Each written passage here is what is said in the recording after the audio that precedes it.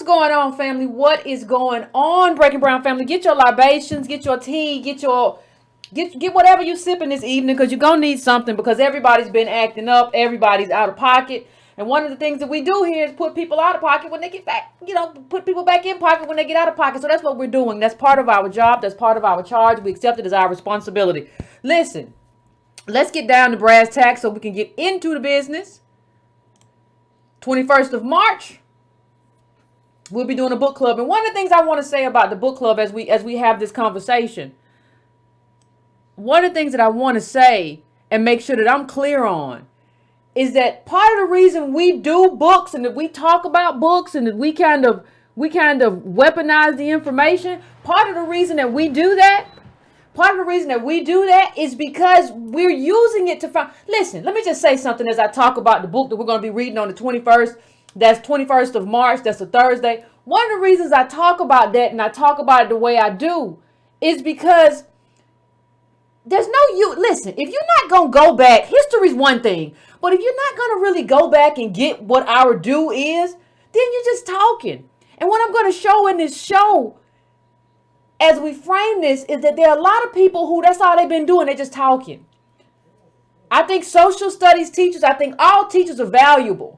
But that's not our project. Our project is not just to teach and get put on and work at these companies and these publishers and walk around and do all. That's not the end game for what we're doing here. These books are supposed to lead us to a political foundation that leads us to a specific understanding about what is owed descendants of slaves, American descendants of chattel slaves in this country. Is supposed to lead us to a foundation to claim reparations.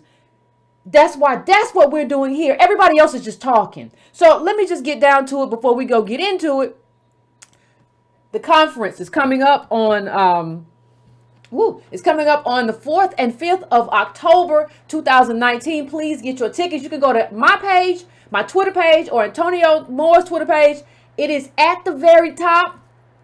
So you can go, it is pinned to the top, and you can get a ticket. I think it's $15. You can get a ticket, and we're going to be laying that all out there. I don't want to spend too much time. No, please hit like. Please hit subscribe. Please hit that bell. Please go to donatebrown.com if you want to donate what I'm doing. You can subscribe to the newsletter for $2 a month as well. But I'm really anxious to get into today's show.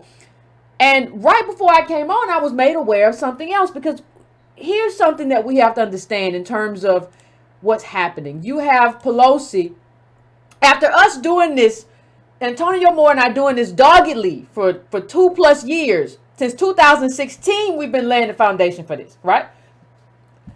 HR 40 is a study. It is the study of reparations. Understand that all these talking heads, I'm laying a foundation here. I'm going somewhere here. Understand all of these black blue check marks, the blue checks that you see on Twitter every day, day in and day out. They've been here the whole time. They have platforms. They have national platforms where they talk to white people all the time. But only one person has kind of made the case for reparations, and that was Ta-Nehisi Coates. That's the only one. The rest of them have been just talking and have not achieved or accomplished anything. And if you try to talk to them about it, they will tell you, oh, well, you just don't understand politics. You don't know what we're doing. You don't understand what's possible. You don't understand. Okay. So we've been doing this. The Breaking Brown family, me and Antonio leading this charge. We've been doing this for 3 years. Now, what happened? Let's just rewind a minute, fam. What happened when we started having this conversation about reparations, and not just about, why people have to be more sensitive, or America has to be more sensitive, or, it would be nice if Latinos and immigrants and everybody really wanted to pay for reparations. What happened when we kind of threw down the gauntlet and said, no, it's not about what you like. It's about what's owed. What happened when that happened? What happened when that happened was everybody turned on us.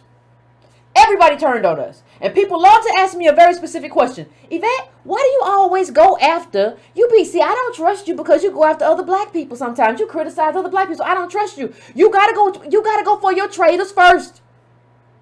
The people who are going to turn on you and use your demise and the demise of a reparations bill and the plan, you got to go after them first. Because if you don't, what we are witnessing right now, What we are witnessing right now is what happens when you don't go after them first. They go after you second. What do I mean? And they not only do they go after you, they steal. What do I mean? Let's bring that down a little bit, shall we? Let's do a big reveal. Shall we do a reveal today? I love doing big reveals because Angela Rye was just calling us bots. Angela Rye was just saying that during a meeting. Well, I don't know. I think if I'm being honest, if I'm being honest, I think they're funded by Russia. No evidence, no digital analysis, no everything. So the first plan of action, because I see what y'all doing, everybody's playing a game. The first plan of action was to call us bots and try to get rid of us that way. Okay, now reparations, the whole reparations conversation, now that we've seen the whole reparations conversation go mainstream, again, I've never seen this in my lifetime, it go mainstream on this level, right? Now it's going mainstream and it's an issue in the campaign. Bernie getting run off stage. Antonio Moore and I interviewed Marianne Williamson about it because she put it on her platform. One of the things that you're seeing, because it's mainstream and the bot thing didn't work. So since you can't do it with the bots, so what you do is you just come in and co-opt it. Yes, he's been putting that forward for these many years. And you go back on, somebody told me, I didn't have time before the show because I just got it. But somebody told me that Angela Rye was back on the Breakfast Club and now she was in favor of reparations or something. I didn't see it. But listen, somebody needs to just start calling the Breakfast Club the garbage people. Because all y'all do is take out the trash. And what I mean that is party trash. So everybody makes a mistake and they poop on the street and fall back in it. You just pooped yourself and you fell back in it. And then so the Breakfast Club says, come over here, we can clean that up for you. We can clean that up for you. We can clean that right on up. You made a mistake. We can clean that right on up for you. Okay, Kamala, your interview here the first time wasn't all that great. Come here, we'll clean it up for you. You need some wet wipes? Okay, Angela. Right, your interview here, you messed up and Yvette put it in a little thing. I don't like her either. You come back here and we'll clean up for you too. Y'all clean up crew. You're not thinkers, you're not journalists. And so what we have is that there has been a big reveal about the people who are supposed to represent us and how they co-opt and steal. So if you think I'm wrong, okay, Simone Sanders, the woman wherever she be at on CNN all the time. Somebody just told me it's coming so many. I didn't even have a chance to look that up either. Well, she said that she owes this to the Root and whatever. Child, the Root was talking about trans and how black men ain't nothing and all this weird stuff. This was not. We know who. Listen, let me tell y'all something. We know who did this. We know that this ADOS project is a Breaking Brown Tone Talks family project. We understand that. And I want everybody to really understand the peril of letting these people take leadership. If they were able to be leaders, they would have done something by now. Don't you know a tree by the fruit? You've been in this space a long time. If you could have done something, I would think, if you have the intellectual capacity and the internal fortitude, if you have the courage and you have the mind, I would think you would have done something by now. You have not because you cannot and you will not. You bought and paid for. So when you see me going for these people, it's not because of, oh, we all just got to stick together.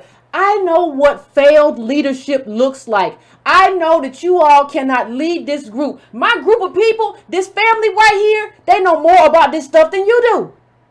Everybody in this chat right now is more committed than Angela Rye, Simone Sanders, everybody who's jumping on the gravy train right now. Because y'all just trying to get put on so you can be in the room. And let me tell you something. In terms of what's going to happen with reparations, with this bill, because this is a bill just to study it, and we can't fall for the con game, where everybody says, well, thank you, this is so wonderful, it's so wonderful that we get to study it, and we do that for the next 6-7 years. No, ain't nobody playing them games no more. We said, put the bill on the floor, pass the bill, and get pressure on your Congress people. That's absolutely what should happen, and that's a good thing today. Tomorrow is another day. Tomorrow is the day that you put it on the floor and you pass it. Then you study, and don't be studying it. We've been here for 400 years. We can put Dr. Sandy Darity in the room, me in the room, Tonyo in the room, a lot of other people in the room, and we can figure this thing out. We don't have to have no 10 or 15 year plan while you do all kind of other stuff. This is about action. And if you want to know what politics is about, politics is about budgets. No, I want to see the money. I want to see the allotments of money for everything. And I'm talking everything from payments, whether we're going to put them in trust funds for us, to purchase assets in terms of what we owe, and how much we're going to put in terms of HBCUs, what we're going to put aside in terms of lineage therapy, what we're going to put aside, healthcare credits because of the damage that has been done to our community environmentally. This is a multi-generational project. And what is important right now is not just what we are talking about. What is important is what we're not talking about. Well, what do you mean, Yvette? What do you mean what we're not talking about? Well, everybody's talking about reparations. And given the racist culture of America, I'm not surprised that the people, oh my God, it's only polling at 26%. It was lower than that. I don't know if people remember the last poll they saw. I do. It was lower than that. But there was a time when most of America didn't believe that we shouldn't be slaves. And I would hate to think that our reaction to that would have been, well, I guess these white people's never going to let us be free. So I guess you best pick up that cotton bale and just all you're going to ever get. What I'm challenging you to do not be afraid of the battle ahead. Do not be afraid of these talking heads on Twitter. What we have realized in watching them is that they don't know anything. It's like the emperor ain't got on no clothes. What you realize is that we have been following and respecting and being deferential to these people, and you realize they don't know enough and they don't have no heart. Because a lot of y'all been out here living a good life for a long time, too long, to really understand and communicate with those of us who have not. And you are not really speaking from that space. You are speaking from a space where you don't want to offend people. You don't want to make nobody mad. Well, your neighbor is this kind of person. And you want to stay in good stead with this kind of person. They will get offended. And this is not, I saw Charles Blow say, well, this is not the what do you call it? The Olympics. This is not the disabled or whatever. This is not the, whatever you call it. Where he says, we can't compare different kinds of oppressions. That's exactly what reparations means. So if you're saying we cannot put a price tag on an oppression or put a price tag on a contribution, what you're telling me is that you don't agree with reparations, or you just can't think your way out of a paper bag. Either way, it makes no sense. Let me show you something. I want to rewind back. And just add a bit of context about the gatekeepers, about the hypocrisy. I want to run back to the case for reparations. How many of you remember the Ta-Nehisi Coates, the case for reparations? Well done, peace. How many of you remember that essay? One of the things that I find strikingly interesting about that essay and about the reaction to that essay is that for the most part, nobody had a problem with it. All these people you see talking about me, I saw Jelani Cobb on C-SPAN on a Black History Month show talking about, everybody just talking about we need all hands on deck. My chain's heavier than your chains. Oh, they gave you the light chains and we comparing chains. You're supposed to be this man's friend. You're supposed to be Ta-Nehisi Coates' friend. And that's how you interpreted what was in there. Because all Ta-Nehisi talked about in there was reparations for America. It was not that was not the case for global reparations for uniform blackness. It was the case for reparations here. It had Jim Crow redlining. As his best friend, did you or good friend, did you misinterpret what he said? What kind of game is everybody playing? Because what I remember is y'all all loved him. Some of y'all hated him because y'all were jealous or whatever.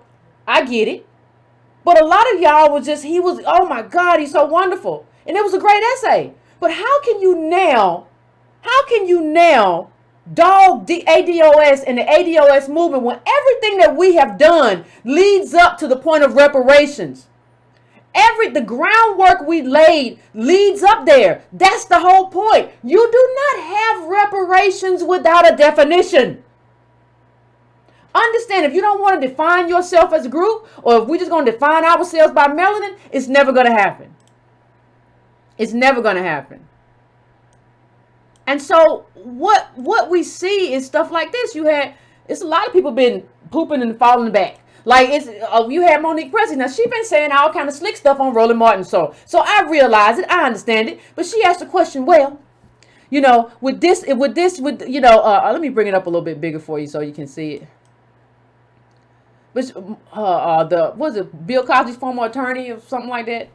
Would the true black folks argue Congresswoman Shirley Chisholm deserves no reparations? And then you just get hit upside the head. Don't keep letting yourself get hit in the head like that. That's not right. Because Shirley Chisholm would have qualified for reparations.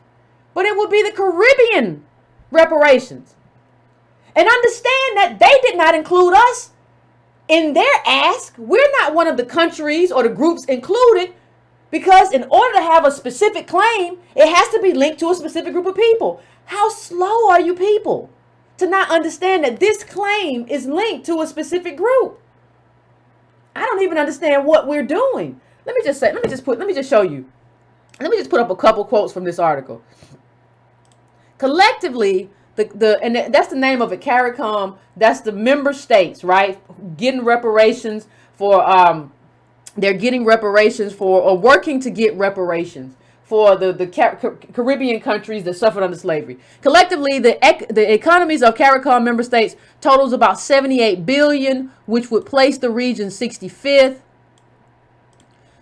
In the world, if it were a single country. Clearly, this is a region that can't claim much in the way of economic clout, yet its demands for reparation possess enormous moral authority, as it suffered 400 years of slavery and colonialism at the hands of European powers, mainly Britain, France, Spain, Portugal, the Netherlands, and Sweden. Now, before I go on, let me just say one thing. Those were specific countries. And let's look real quick. These are the countries, these are some of the countries that are in this AFRICOM. These are some of the countries there, right? These are some of the countries there. So here we go here. On this list, you got the Bahamas and Barbados, and what else we got? We got Belize, and we got a lot of stuff right here. And let's bring up some more members just to get a sense how we not included here. These are associate members. These are not the members, but let's just get a sense. Anguilla, British Virgin Islands, so on and so forth. Cayman, and here are some more regular members. I just want you to get a sense of how we not on here. Grenada, somebody text Amanda Seals if she ain't went halfway crazy. Guyana, Haiti, Jamaica. Okay, now the point I'm making here is that we're not on this list, and we shouldn't be. ADOS is not on this list because we don't have any justice claim there. Those are the countries that are on that list.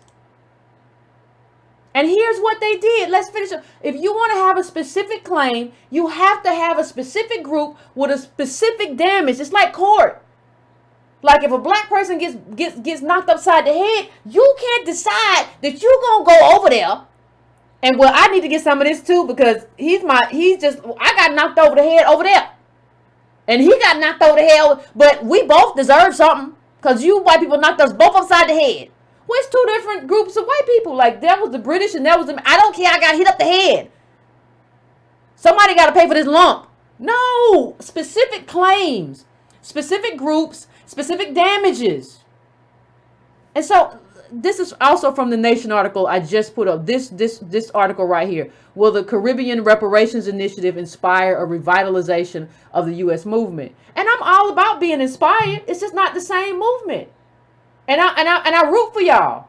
Caribbean, I root for everybody. I don't care if it's African countries and the European, the colonization. If you get something, I'll be the first to throw confetti up in the air, but it's just not the same. And I understand why I wasn't included in your claim. The question becomes, why don't you understand that you're not included in my claim? The question becomes, why are all these talking heads acting like they don't? These are people who are paid to talk about race, getting on TV, showing you they don't understand what race means in America. Race is not some universal blackness. That's not what we're doing. Where'd you get that from? Who you, like, how do you not understand? How do you not hit this curve? Let me show you this from the same article. If the European powers fail to publicly apologize and refuse to come to the negotiating table, the CARICOM nation said they will file a lawsuit against the European powers at the International Court of Justice in The Hague.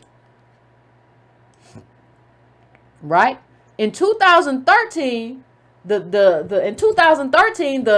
Lide firm waged a successful campaign for compensation of almost 20 million for surviving Kenyans who were tortured by the British colonial government during the Mau Mau rebellion.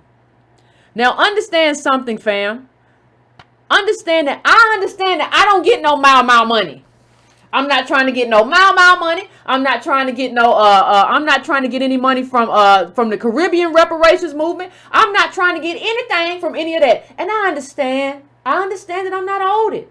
I understand that like in this country, we built chattel slaves in this country. Built the richest country in the world. See, our contribution isn't the same. You suffered, but you didn't build the same thing that we built over here. So what America can afford to give me and what America should give me from all this cotton and all this tobacco and everything when they needed money is different than what you get. So you have your claim, I have my claim. It's math. So when I see people acting like they don't understand, I wonder really what's going on. And I think, let me just say, I think when people talk about like a kind of uniform blackness, one of the things that comes to mind for me is I think whether or not we know it, there are some people who are having a kind of breakdown. And I take this fellow as like a main one, right? So Jason Johnson, see how the ADOS blood and soil lineage narrative fits right in with the right wing racist. Just watch how Trumpists and the alt-right start using it to peel off the black vote in 2020. And it's just so weird. It's just so weird. It's so odd when you hear somebody or when you see somebody write something that's just that, you know, kind of blatantly like really, really silly. But one of the things that I find is he also wrote this, right? They are trolls. ADOS showed up for 15 minutes ago. No, you just started paying attention because you was meeting for wine and cocktails and doing whatever you do when you're real comfortable. And you're bojangling for a nativist historic movement that has more in common with the alt-right and the Trumpists. He loves that word, Trumpists. Who made that up? Trumpists. The Trumpists than it does any true black liberation movement. Now, now, let me tell y'all something, fam. If reparations, let me just get this out of my way. But if reparations for the defendants of chattel slave, for the descendants of chattel slavery, if that is not black liberation, if us getting our justice claim met does not reverberate around the world, if that is not a crushing blow, if that does not inspire claims around the world, I don't know what will. If you want to make other countries good, everybody is needing their due. We just have a different claim. Your claim may be to the French. Yours may be to Portugal, like but the Congo. Yours may be here. But I support everybody building their claim where they are. There's nothing nativist about saying I'm American. Maybe you're confused. And then a lot of y'all are confused. Like y'all's boy, like, I mean, when you look at, one of the things I look at sometimes too is people who like a tweet, right? So I'm looking at this and I'm thinking about, I saw something online about Sean King and Ben Dixon are starting a news online in the tradition and the same name of Frederick Douglass's newspaper. And then you look at this tweet and who liked it, right? So like what I want somebody like Ben to kind of answer for. It's like, how are you going to be in the tradition of Douglas? Douglas talked about redress. Douglas said that this country knows it owes a debt, and if you're around somebody who has sinned and they don't want to come back from it, and they don't want to do recompense, and they don't want to make up for their sins, they don't want to confront it. That's what it means. How can you dare use Douglas's newspaper and Frederick Douglass's name and be this much of a coward? And you won't even go out really out front. You're not an out front kind of person. Let me tell you something else I'm kind of tired of. I'm kind of tired of you people who hide online and just snicker and like and talk about me like I don't get screenshots. And talk about AD. Like, why don't you mention my name? Like, why don't you mention me in a tweet? None of y'all DM me. Y'all just sneak like stuff. You know why they sneak like stuff? Because they hoping they're going to get put on. Everybody wants to get put on TV. Everybody wants to be the next Angela Rye. What I'm here to tell you is that you are not going to do the bidding of ADOS people by wanting to get put on. Because once you get put on, you got a big old house, and you got this, you got that. And it ain't coming from your people. It's coming from them people. So they control you. That's the leverage. All y'all want to get on TV. What I'm telling you is that this is not a TV movement. You don't get to go and like this garbage tweet. This is garbage, and this guy's a garbage thinker. I don't care what he thinks. He's stupid. Like, how can you say in your tweet, well, you know, there's another little garbage tweet he put out. Oh, well, one last tweet. Let me get out of this thread. What I'm realizing as we move down this direction, one of the things that I'm starting to realize is that a lot of the blue checks have emotional problems. And I'm not speaking about in terms of, I don't know whether anybody's been to therapy or needs therapy. But what I'm telling you is that there's a lashing out amongst this group that doesn't really make sense.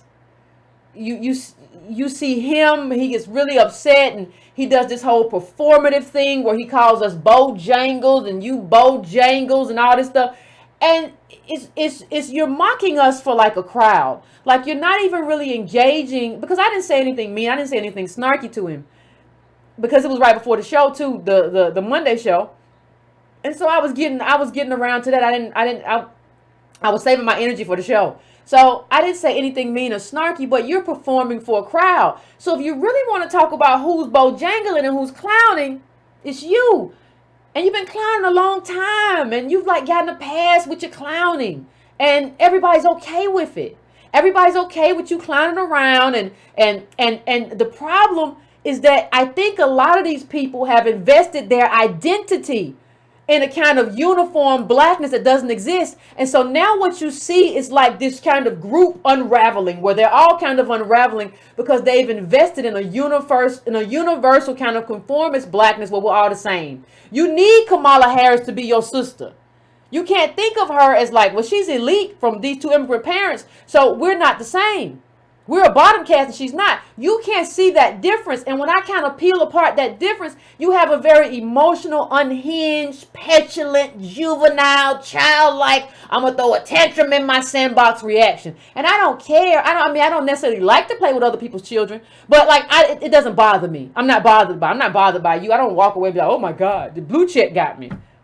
You don't matter anymore. And I think another problem is that like your employer is going to realize that, wait a minute, you didn't tell me this whole ADOS thing was coming. You're here to be the voice for the Negroes. You're a Negro whisperer.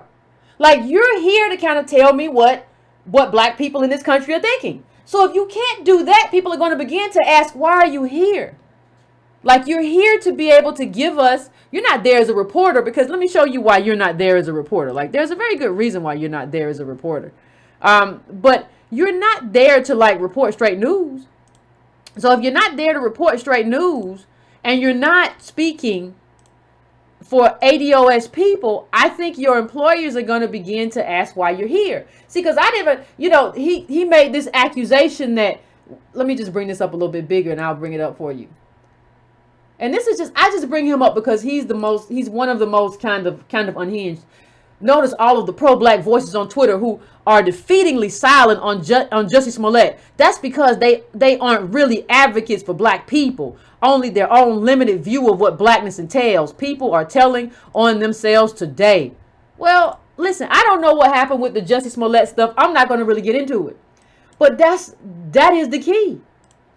The key of me not getting into it is because I'm a thoughtful, careful person. You're a journalist. It should have been your job to get to the facts.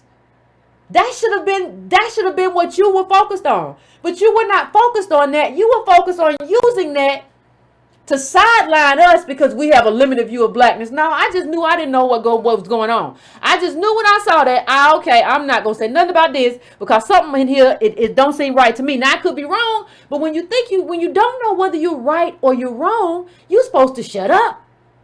If you don't know what happened, if you haven't seen a police report, the best thing to do is to shut up. That's something your mama or daddy should have taught you at a young age. You don't know. Okay, tell me how you know. That's not enough. That's not evidence.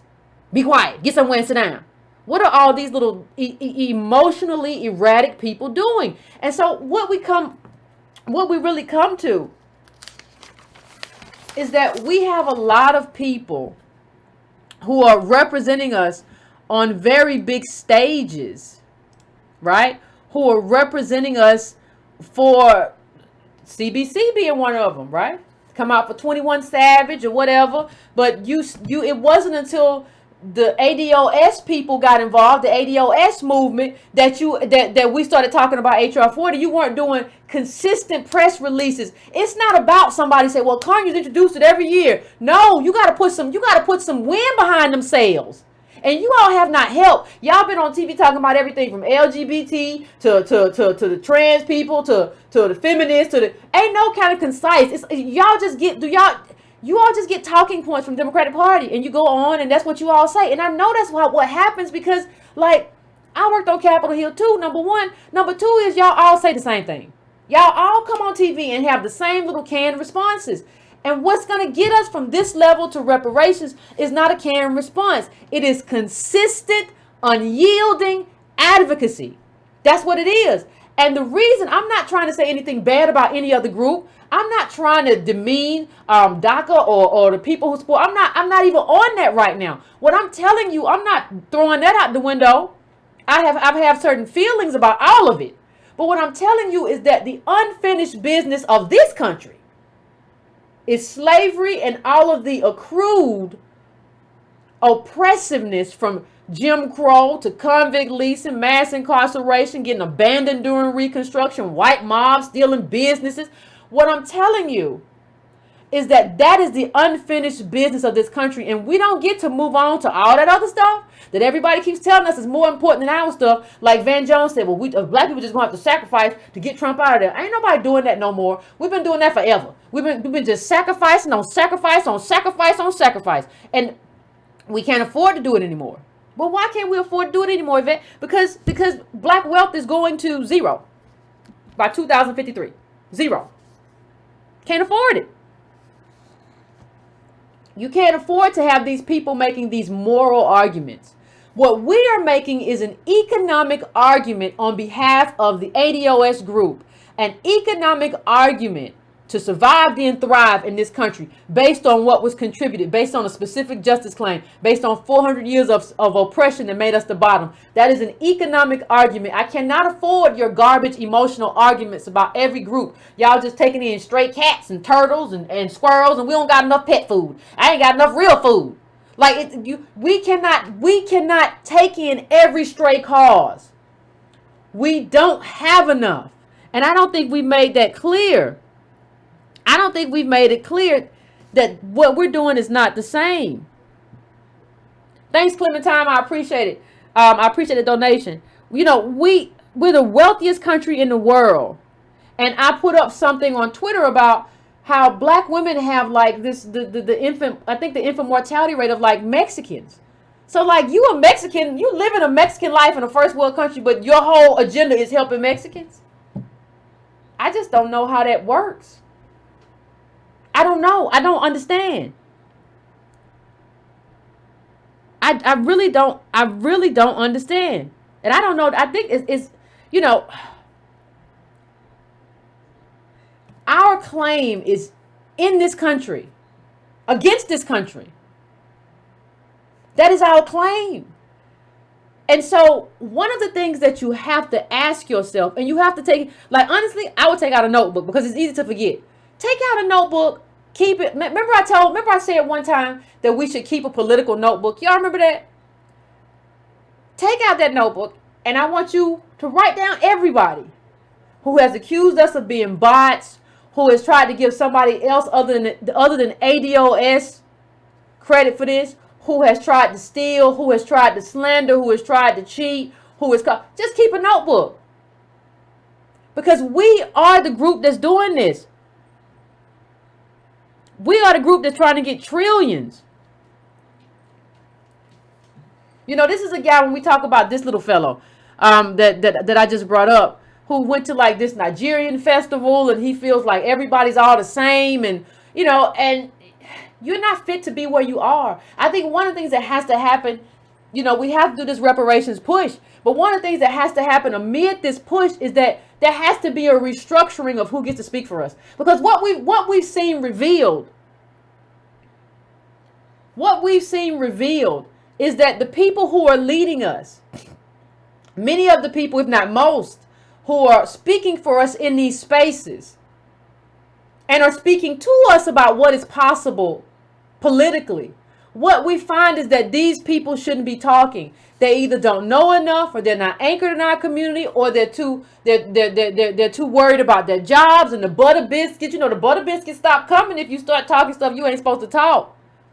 So, you know, these are people who are conniving professionals, and they're like, I mean, and let me just, when we talk about conniving people, let's just do something really quick.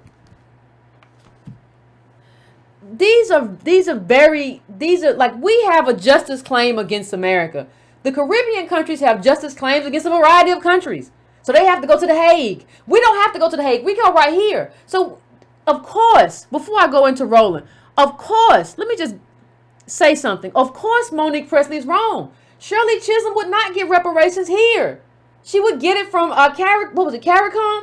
The reparations movement in one of those countries. She is an ally. Being an ally doesn't mean we have the same lineage, the same heritage, or the same justice claim. I would not go to Haiti. I would not go to any country in the Caribbean. I would not go to Nigeria. I would not go anywhere and expecting, and I don't care if I'm second generation, and expect to get something from that justice claim. I am happy to be accepted. And I will help you fight your fight if I immigrate here, because that's what I accept when I immigrate. But what you see is that there's I don't know whether it's deliberate misunderstanding or what these people just have unraveled because they have invested in themselves like this universe, and their whole world falls apart. Like, if everybody's not built together by Brown, I think these people come undone. And I think that's what we're looking at. But let me just, and you know, and Darity said the same thing. If you go on Dr. Darity's page, he said she wouldn't get our reparations. You know, she has a claim. It's just not here. So functionally, when you look at what we've all done as an ADOS movement, and the people who think we're just a hashtag, you'll learn soon enough too. It's fine. Don't worry. It's okay. But because because black people, and I'm talking about American black, I'm talking about American descendants of slaves, we know that we have to have this. See, what you all don't understand is that we've been doing this for years now, for about 3 years. We have laid the foundation for that understanding. That's the work that you on a national platform getting good money do not do. That's the work that you have not done. If you had done your work, there would be no need for Antonio Moore, Yvette Cornell, or the Breaking Brown or Tone Talks family. There would be no need for it. If you had done your work, the people who are criticizing us, nobody would watch us because they will say this is redundant. Those people have already done that work. They're doing it because you have abdicated your responsibility in white spaces. And for that, you should be ashamed. I don't care what you think. It don't matter to me, but you should be ashamed of yourself for how you have behaved in those, because you would never talk to those people that you work with. I don't care whether they're Latino, black, white. The people in your space, you would never talk to them the way you talk to us online. Roland, you speaking of Roland Poly, you had Roland Martin basically call us trash. You remember that? He called us a trash group or something real weird. You know, he has his moments where he comes undone too. All these people to just be grown and becoming undone. I just can't take it. But I want everybody to listen. Roland Martin, when this Republican guy with the hat, when the Republican guy with the hat came out and said that like foundational blacks, like American DOS, Roland Martin started shouting, "Whose birthday is it today? Whose birthday? Do you know whose birthday it is? You don't know? It's Sidney Poitier's birthday." What does that have to do with anything? What does that have to do with the fact that we all know that we have black immigrants in this country? We all know that we have black immigrant allies, and we all know that we have black immigrant super capitalists who are elitists and not allies. We all know that. Like, what? Who gives a damn whether or not you know it's Sidney Poitier's birthday? What's wrong with you? And he's incapable of having that conversation. And so when we started talking about it, Roland Martin was shouting us down. Well, I don't know why he did a video from his car. The video was upside down and all turned around, or what Roland was doing, child. But he was in the car and he was fish grease hot, honey. And he was talking about, well, these people ain't gonna tell me and they ain't gonna talk to him. Roland Martin, you talked to Kamala. Y'all did an interview and you got one question. Did you really talk to her? Like, if you're gonna set up an interview with these people, don't get punked. Like, if this person tells you I ain't got but 10 minutes, just be like, I'm going to just tell my people you ain't come. If you ain't got but 10 minutes for me and you can't get elected without me, then just don't show up.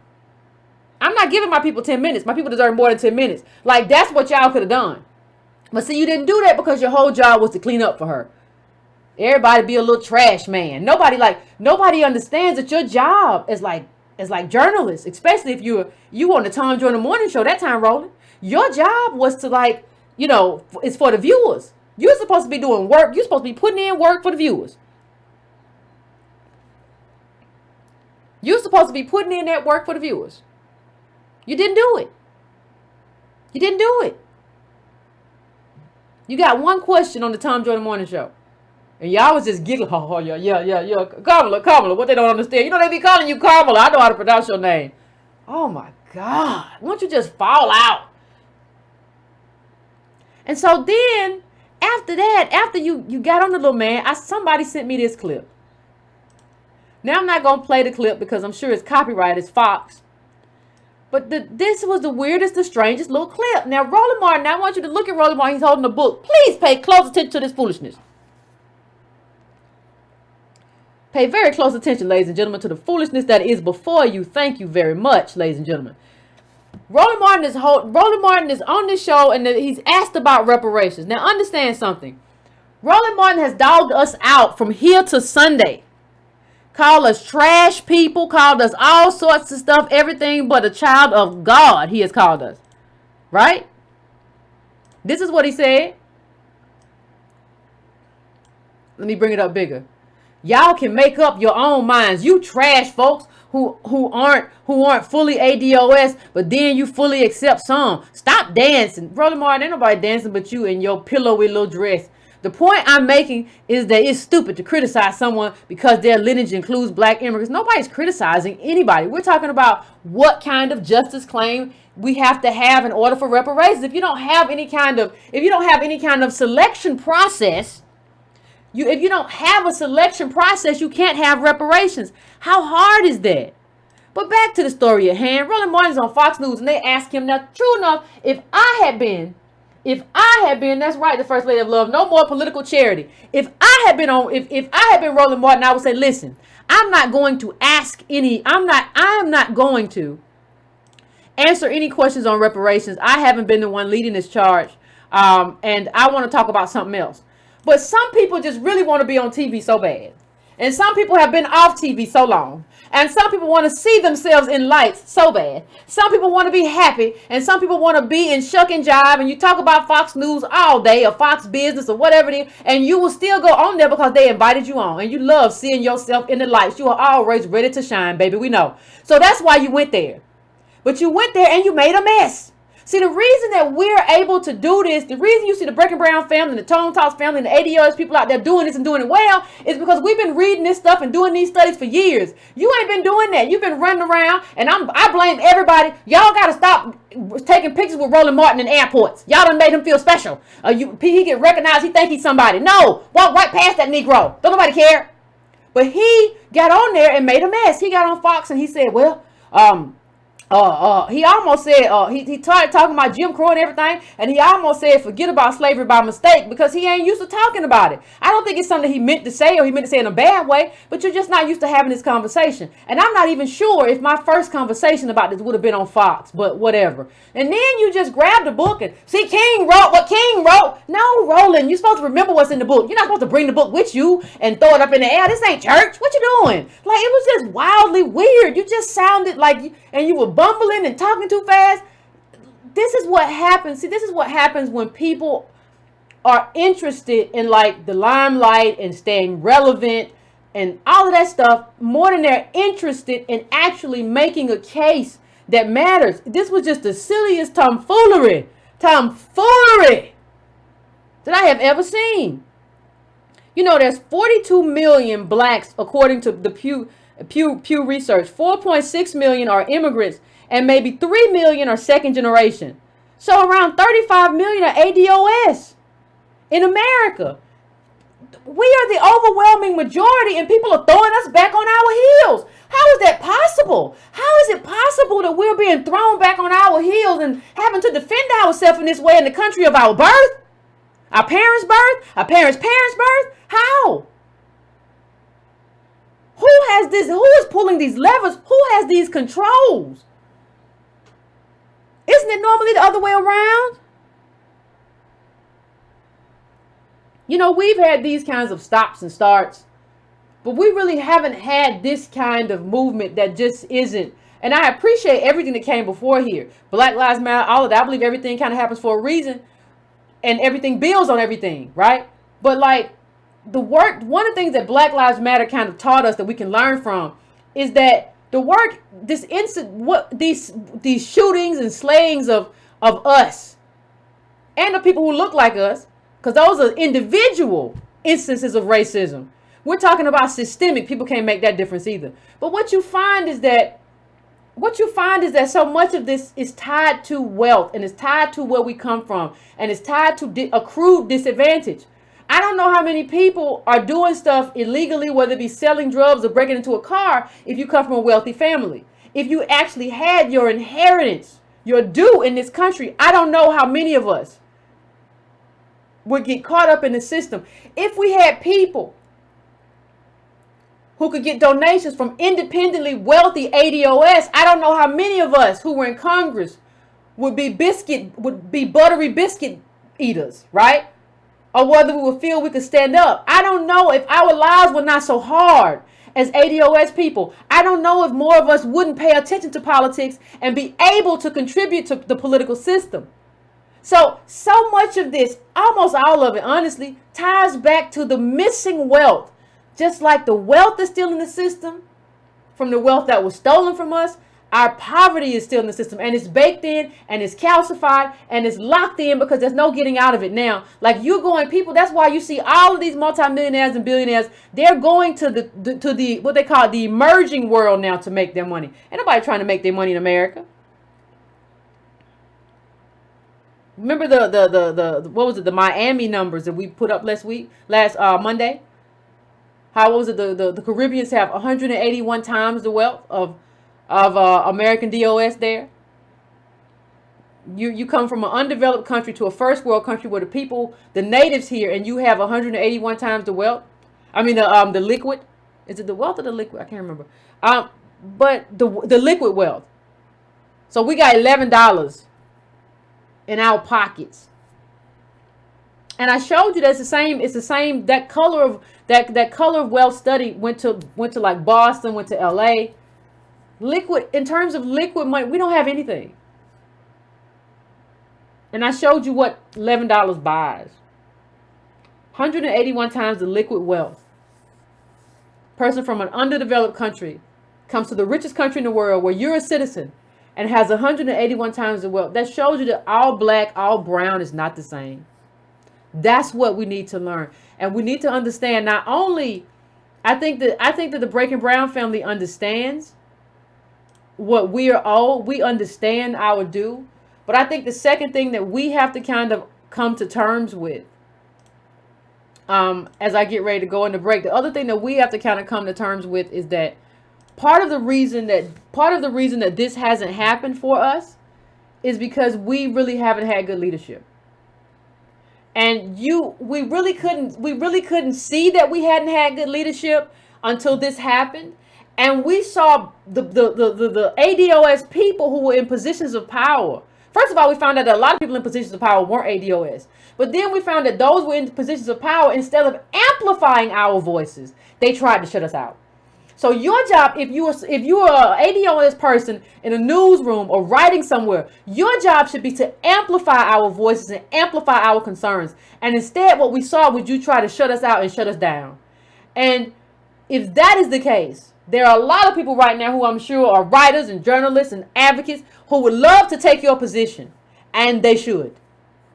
And as we move forward with all of this, I think that should be part of it too. Y'all got to go.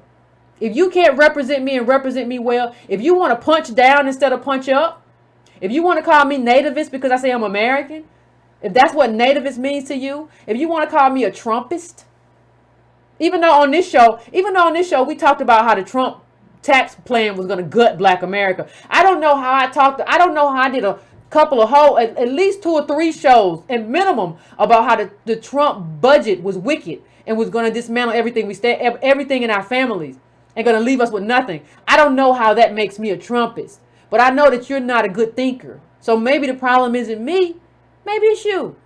So give me a few minutes, fam. I'm going to set up the phones, be back, and we're going to have a conversation.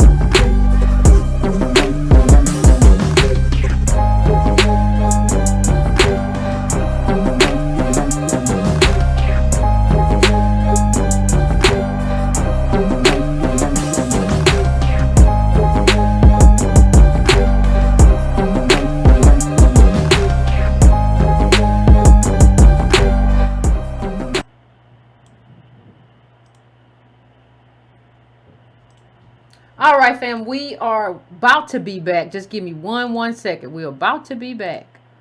All right. All right, fam. I think I am set up. Make sure the music's gone. I think I am set up for the calls, and we're gonna hear what you all have to say. Um, so try to keep it concise, fam, because we have a lot of people in the queue. So try to keep it to the concise and to the point, so we can have a conversation, get in and get out. I am going first of all to 314. 314. What's your name? Where you calling from? What's on your mind?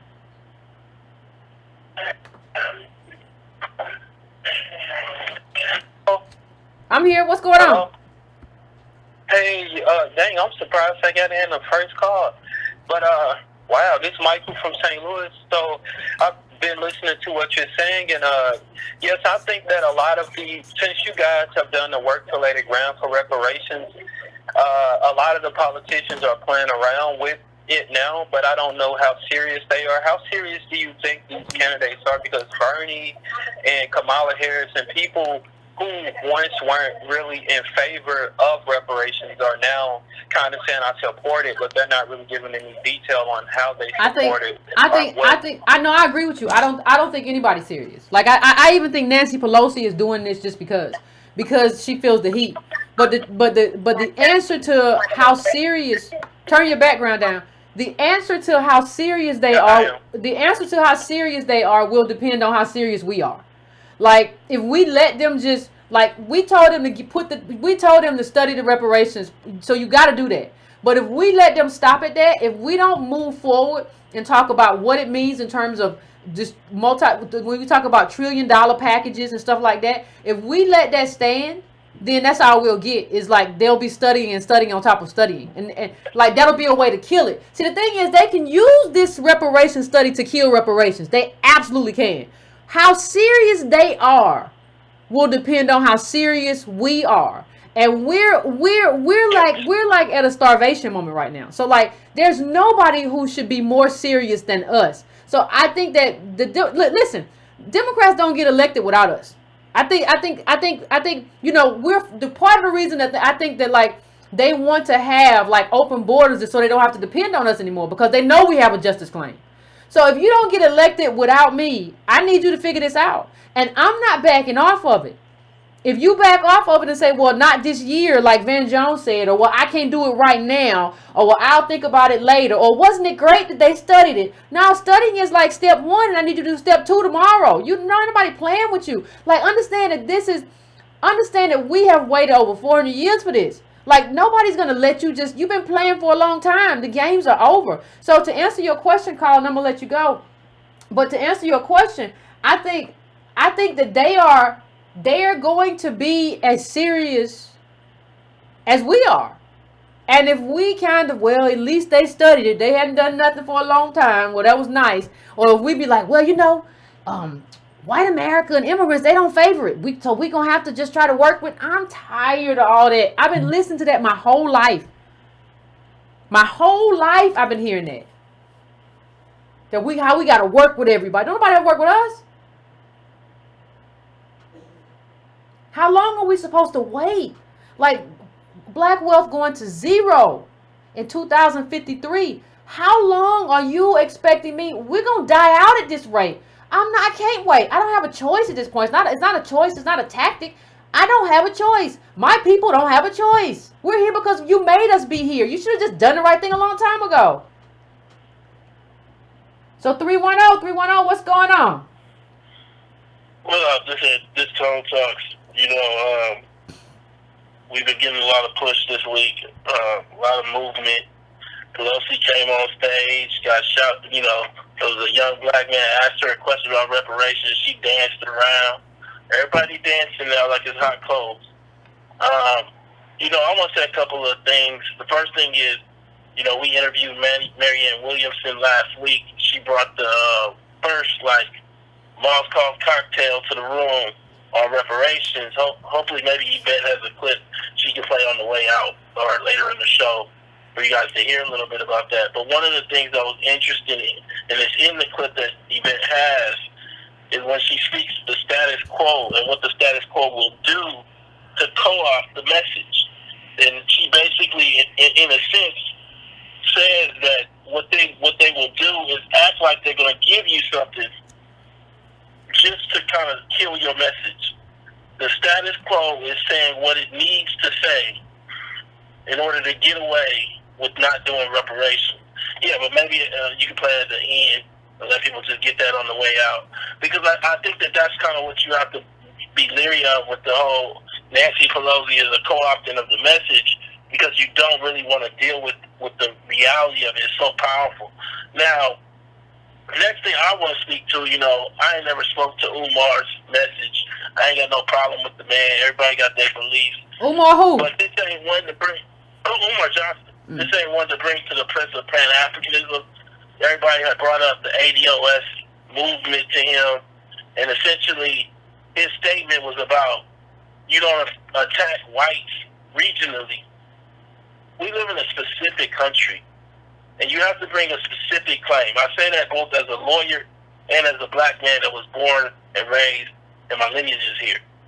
I don't have no problem with the man individually, but I'm just saying to you, one of the problems that we have is something that Yvette alluded to earlier. Many of the other smaller, like islands, to make their claims make sense, they have to create some form of a unified pact and then bring that claim against a bunch of countries at once at like an international court. That's very complicated. Mm-hmm. That's not our claim, and that's not our issue. Our issue is right here with a very specific country that we live in, with politicians, with a federal government that's right in front of us. And I think that what happens is when these people speak to Pan-Africanism, they make our issue more international than domestic.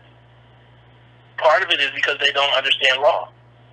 And I just come to you and I say, the idea that you don't approach legal claims on a national level is kindly ignorant. And you don't, if somebody right now steals your car, you don't go to The Hague for your car. You go to small claims court, or you go to big court, or you go to criminal law court. We're in America, and I don't think we understand how realistic reparations is. And one of the things that you see is that where we seemed like we were screaming into the dark 3 years ago, now everybody sees, oh, this is realistic. Oh, this is something that actually can happen. Not in 100 years have you seen a top-level conversation like this, because even during civil rights, and I said this earlier, they were dealing with equality. They were dealing with basic rights. Dr. King, towards the end of his life, started talking about a check. And I think that it's our task and our responsibility to now make that demand. And that's why I bring the last thing to you guys as supporters. You guys, I understand, might not have much money. And I understand you might not have much time. But what you do have is social media. What you do have is Twitter accounts. What you do have is your voice. And I just challenge you guys to go on Twitter, tweet Angela Rye, Joy Ann Reid, Pelosi, Kamala Harris, and let them know that ADOS is here. ADOS101.com. Let them know that we did this and that we gonna be in the room to make sure this is completed. Thank you. No problem. Appreciate you, Tom. Yeah, I think, and also salute. I want to salute those of you who I have seen, even if I don't respond because I can't respond or whatever. I want to salute those of you who I have seen putting in work online, and I appreciate that. Like, I see a lot of you who I can't even respond to. You DM me stuff, you send me stuff, and like those of you who what we have shown as a group is that if you do, and what I try to do when you send me stuff, I don't try to just sit on it or make it mine. I try to amplify and highlight what you sent me. Now, I can't get to everything because it's a lot of stuff, but that's what you're supposed to do. Like, that's how we work in tandem. I can't see everything. So, like, there is no Yvette if, like, there are not a bunch of eyes on the rest of, like, what's going on in the world, and you all are sending me this stuff. Like, how so much of the stuff that I see and I get to see is because you all send it to me, and you all send it to each other, and we amplify each other. That's how it has to work. There has to be like this connective, cohesive group of people who are like fighting the fight together. But that's what the Angela Rise of the world and all those people, they don't have that. And you got to think. Like, we think about them in terms of, well, they work for these media companies, and they don't really have a following. They really don't. Roland Martin he tell us every month that he got 20 million views around the world. I don't know how. Understand what Antonio just said about how many black families there are. How many Negroes do you think are really, man, people just be making up stuff. Anyway, I'm going now to 815. I'm coming to you. What's your name? Where you calling from? It's on your mind. Oh, 815 fell off. All right. 301, I'm coming to you. 301, what's your name? Where you calling from? What's on your mind? Good evening, Yvette. How you doing? This is Marshall. I'm calling from D.C.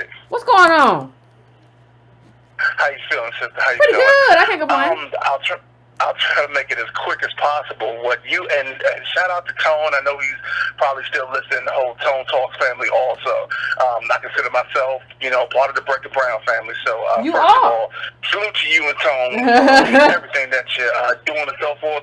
I'm one of the people that sent you some stuff on DM recently about CARICOM and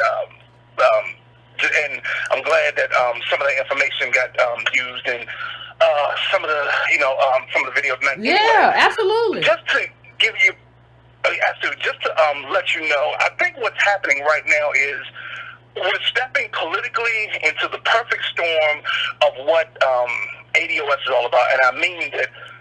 Right now is the 400th year anniversary of, slaves, coming from Africa being here in America. Yep. You're at the perfect storm where black people in this country have looked at what we were able to gain and what we missed out on the presidency of the first black president. We're at this point in time now when we're looking around and saying, what do we have to show for it, and why are we still in the position that we're in? And so when you look at this ADOS movement, it's kind of like the chickens, as Malcolm said, it's kind of the chickens coming home to roost. And you got a lot of people, as you talk, who are in these positions, these gatekeepers, and I love the phrase that you gave, these were the Negro whisperers who were supposed to tell the networks and, the politicians they work for that, everything is okay. How come these black people are doing what they're doing while they rise and they ain't got no answers? So now, especially with the whole bot thing, it would take you all of 5 minutes to realize that this is an organic movement. What I'm saying is this, is that, we can't stop at this time. We're really, right now in the moment where, the waters are, turning, the waters are being troubled, and now people are trying to find their boats and trying to paddle through it and so forth, and it's going to take a lot, more than just, being able to navigate it with old school politics and old school thinking. You got to kind of come out of the old and get in with the new. So I would just say to you, Tone and the Tone Talks family, keep going, keep striving, and this is a multi-generational thing. I truly believe in my life. I'm in my early 40s. I may never see it. I probably will never see a check, but I know that this is something that my kids and my grandkids but let me going to benefit from. And let me just say something about what you just said too, right? One of the things that we have to understand is we have talked about on this show, and I'm sure you remember that how it takes 3 generations to build a career. So you see my daddy and my daddy's daddy and daddy. We don't know. We know that we have to have this. This has to be at the center of our politics. But we don't know, the way politics works and shifts and moves. Look, 2 months ago we was talking about DACA, and that's all everybody was talking about. And migrants at the border. Now everybody's talking about reparations, and we have shifted that whole conversation. Now, so we would not have anticipated that 2 months ago. Now you may be right. We may see reparations in 2 years. We may not see it we don't know. The point is that it has to happen, it has to happen in the richest and wealthiest country in the world. And people have to understand, just like what you just said, when people talk about 3 lifetimes to create a career, you have to understand that, whether this is a short fight or a long fight, you got to be in the fight. Whether it's short or a long fight, it's what we deserve, it's what we are due, And like, that's just our fight. That's just what it is. It don't matter if it's hard. It don't matter if it's short, if it's long. We don't know. This is like a battle. In a battle, you don't never know what the enemy gonna throw or whether or not you're gonna get an opening and you can move through it real quick. You gotta play that joint by ear. You gotta have your own tactics for that. Like, that's what we're doing. Everybody gotta understand that. Everybody just gotta be on board. You just gotta be on board for you, your group, your kids. Like I said last show, we ain't got nobody but us, man. Like, this is proving that. And a lot of people who say they for us ain't even us. So I appreciate you, fam. Thank you for calling in. But yeah, I think we. Love you, sis. Keep I going. appreciate you. Thank you. Yeah, we gotta understand that. I think we have to come to terms with that. I think we have to come to terms with what that means. I'm going right now to 502. 502. What's your name? Where you calling from? What's on your mind? Hey, how's it going? This is Chester from Louisville. Hey, Chester. What's going on? Hey, so I saw that Monique Presley tweet, and then Dr. Darity responded with this CARICOM organization that the other caller just mentioned. I had never heard of this organization, so I looked them up. We've been going at this push for reparations for years, and then after you posted the article from The Nation, I tried to look that article up myself, and then I come across this article from New York, Amsterdam News, where apparently they are already getting reparations payments. Who? I don't see it. I haven't seen anything about that. Anybody want to put that in the chat? Put that in the chat, because I haven't seen. I be trying to fact check stuff quick, but I haven't seen anything about that. Let me give you the headline. That says Caribbean wins reparations payment. It's from November 2018. What's the publication? New York, Amsterdam News. Okay. Okay, the chat gonna look it up. But go ahead, fam. Well, all I'm saying is this, because I've been going back and forth with some of these little Pan-Africanists writing these articles in Medium, trashing the ADOS movement, and they're constantly talking this and that about, without either mentioning you specifically, or they'll just thanks, post Bakar. Sorry, Bakar put it in there. I'm sorry. I appreciate it, Bakar. Go ahead. I'm sorry. Yeah, so I go back and forth with them online, and then they'll talk about what the Pan-Africanists have done and what it is that we haven't done, haven't done anything materially, or how we're being so divisive. And lo and behold, not only has this CARICOM organization been around, but already they're starting to reap the benefits of what it is of that hard work. And all I'm saying to anybody who has to engage with these Pan-Africanists, just show them this information and say, look, your argument is done. You don't have an argument anymore. You don't. Because Caribbean folks have been at this for quite a while and are finally starting. It's not a whole lot. A lot of it apparently is from University of Glasgow, kind of like Georgetown University recognizing their role in slavery. This is University of Glasgow in England doing the same thing when it comes to Jamaican slaves. And so they're, offering like around, I guess, $200 million or something like that. You have to read the article to get the details. Yeah, to get the gist. I didn't catch that. But, no, go ahead, Colin. Go ahead, Colin. Yeah, I don't want to take too much time. Just check that out, and whenever you have to engage with these Pan-Africanists, point this kind of information out. Also, like I said, I'm from Louisville. Looking forward to seeing y'all in October. You too. That's the week. Yeah. It also happens to be a week before my birthday, and I also do ride sharing on part time. So be nice to your Uber and your Lyft drivers. Okay, I always am. I always tip, and I'm always like, even if I ain't got it, I tip them because that's a rough job as far as I'm concerned. So yeah, I always do. So you gonna be around to pick up. I might be off. I'll be off those 2 days. But anyway, yeah, just that's fine, fam. Coming to town, and I know you need your time off, fam. I'm just playing with you. I know. All right, you have a good one. Let he brought up a real good point. Let me just read. I'm pulling this up. Let me just read what it says. And what is being in what is being represented as a major victory in the fight to make Europe pay reparations to the Caribbean for the brutal transatlantic slave trade, the Umbrella University of West Indies is reporting that the University of Glasgow in the United Kingdom has agreed to begin making reparations payments in the future after talks with the regional commission. Dr. Hilary Beckles, the UWI Vice Chancellor, this week reported that agreement had been reached with the UK school to pay the value of sterling 200 million for its part in the English slave trade in the Caribbean. Are they being divisive to get their money from the people who oppressed them? Are they being divisive? Are they being divisive for not asking us if we want some money? Why is it just us? I don't understand. Let me tell you, I don't understand how we don't understand that we are being conned.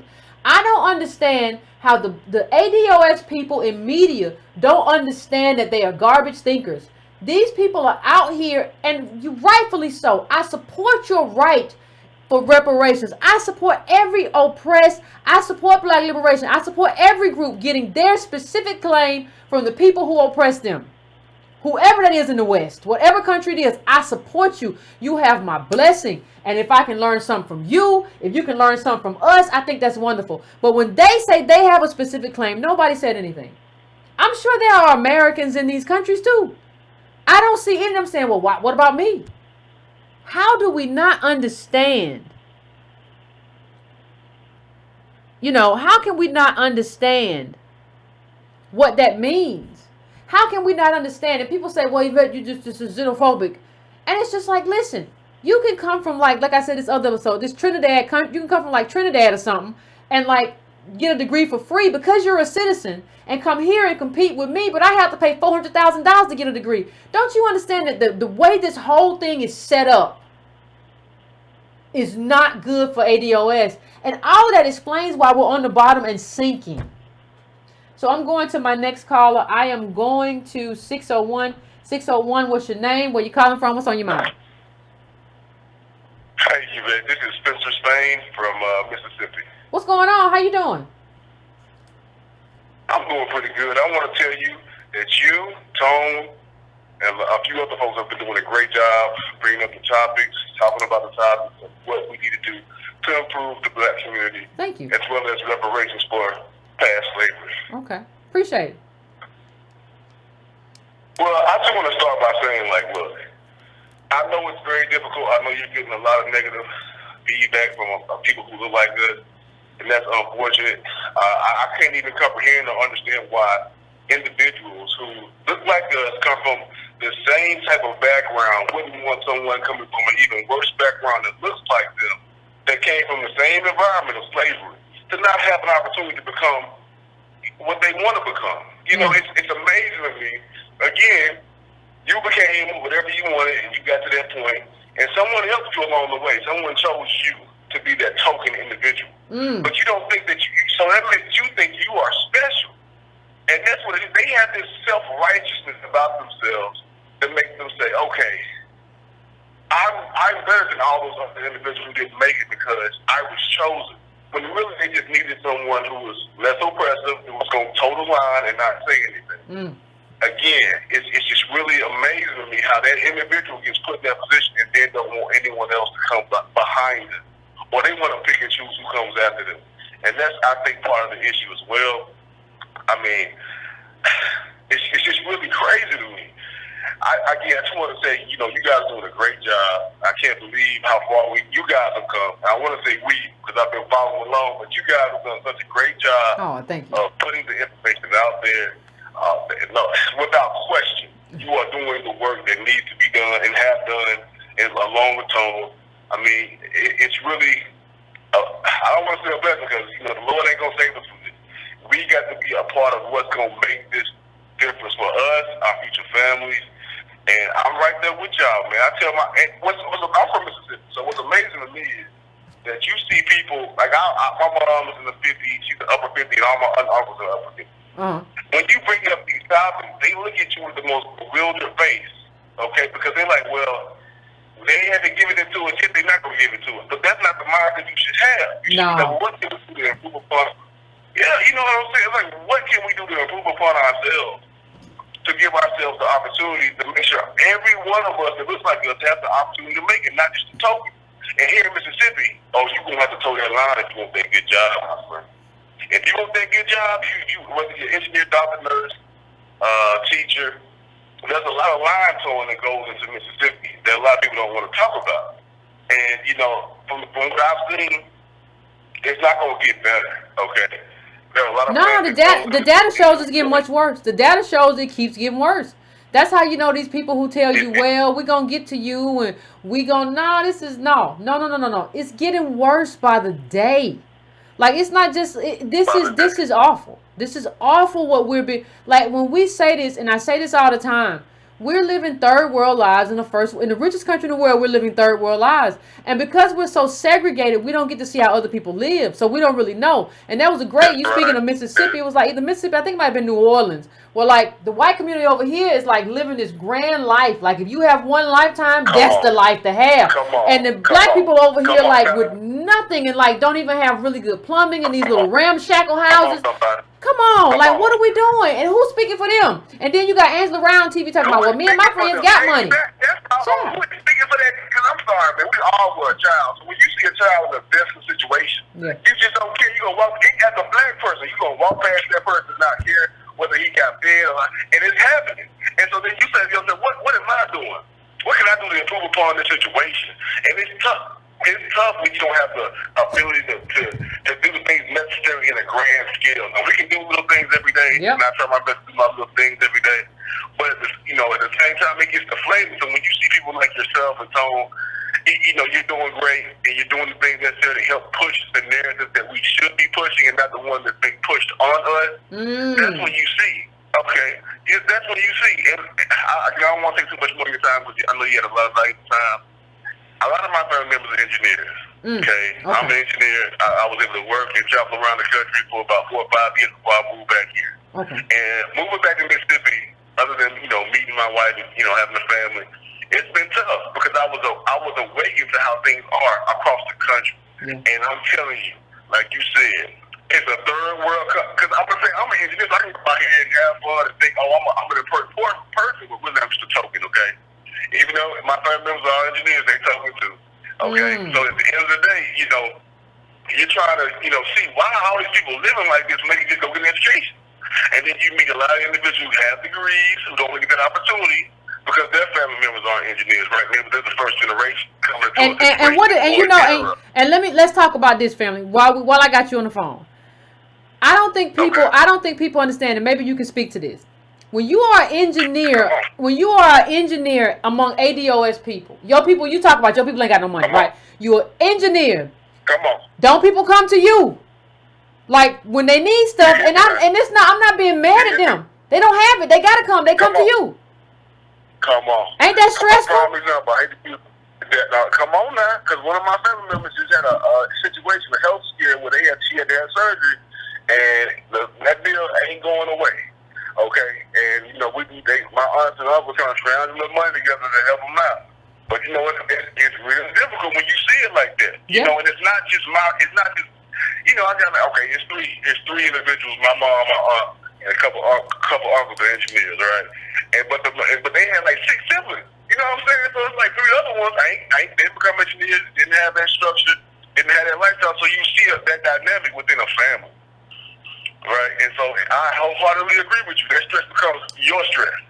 It ain't just their stress over there. It's your stress because you're their family. And that's because nobody ever made us stable. See, I don't think we really understand what the difference would be in your life. Like, you did it right. You got your degree. You're an engineer. But, like, even when we make it, and we making okay money, you can't be stable because your whole family's unstable. And then you have to not only pay for that. I'm not talking about just the pay. I'm talking about the emotional toll of knowing, like, there are people around you in your family who don't have what you have. We don't understand, like, other people don't live like there's a whole swath of America that don't live nothing like that. And even the white people who are poor have $10,000 in wealth, and they white, so they can walk into something and nobody discriminate against them. We don't know whether a white man is poor or rich when you walk into a room.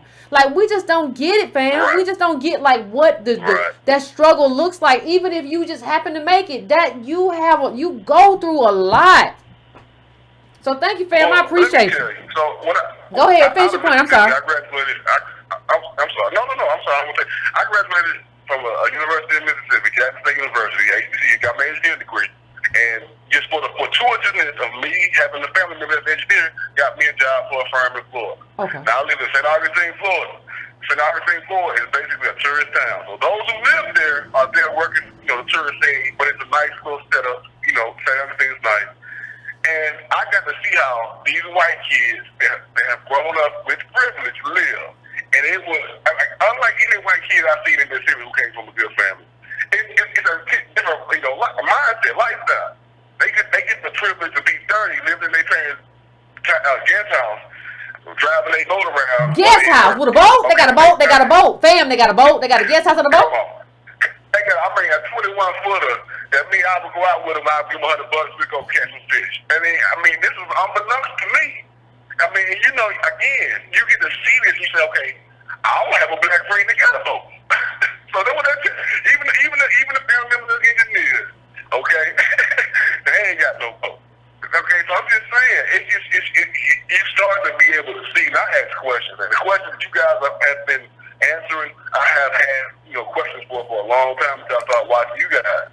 And it's become more aware, more apparent that we have got to start to look out for those beneath us, even those who have less than what we have. And if we don't do that, then we're all going to be destined to a situation like you said. That's why they want open borders, because they don't want to allow us anymore. Yeah, and before you go, fam, let me just say one thing. Everybody talks about passing down wealth. That's what the Do for Self will say. Here's the thing. When you making $60,000, $70,000, $80,000 a year, even $100,000, if the people around you need that money that you're making to survive because they come from slaves and they didn't make it like you did, you never get to build wealth.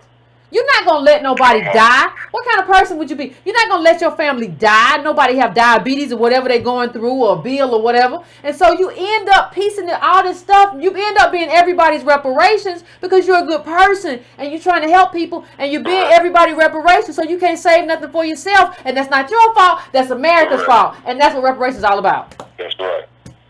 Yes, ma'am. Listen, thank you so much. Thank you, fam. You just keep doing what you're doing. Ain't nobody. I sleep good at night. Thank you, fam. I appreciate you. Yes, ma'am. Ain't nobody be like, man, you stressed out? These people crazy. I ain't stressed out about nothing. Like, I'm not, for what? You shouldn't be either. We know this fight is long. You don't get stressed in a long fight. That's like starting a marathon and running real fast at the beginning. No, we don't do that. We don't play them kind of games. We don't do that. I think. I think we've talked about this before, but we have to reiterate this. It's not about a black millionaire or a black billionaire. What we need are stable communities. That's how you build wealth. If you're making $50K or $60K, you're not going to save $100K to pass down, because everybody in your family has a need.